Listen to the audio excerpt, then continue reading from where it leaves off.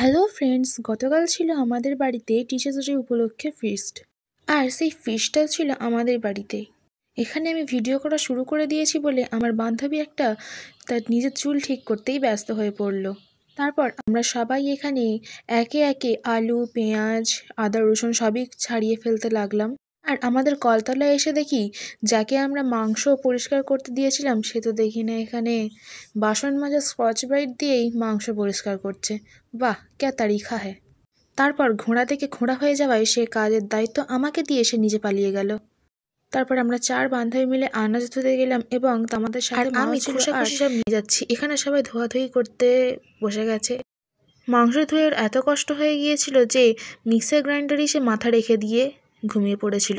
তারপর কয়েকজন রান্না করবে কথা দিয়ে রান্না করতে না বসায় অগত্যা আমাকেই রান্না করতে বসতে হলো। এখানে বান্ধবী রান্না করছে বলে আমি তার ভিডিও বানাচ্ছিলাম, তাই সে লজ্জা পেয়ে মাথায় চাপা দিয়ে দিল। তারপর আবার আমি পোলাও বানাতে বসে গিয়েছিলাম। এখানে আমি পোলাওটা রান্না করছিলাম আর আমার বান্ধবী আমার ভিডিও বানাচ্ছিল। তারপর এখানে পাকা রাঁধুনি রান্না করতে বসে থেকে আমি সবাইকে বলছিলাম যে দেখ, আজকে রান্নাটা মনে হয় 12টা বেজেই গেল। আসলে 12টা নয়, 2টা বেজে গিয়েছিল আমাদের রান্না কমপ্লিট হতে। আজ আমাদের ফিস্টে এই রান্নাগুলোই হয়েছিল। পরের ভিডিও নিয়ে আসছে, ততক্ষণ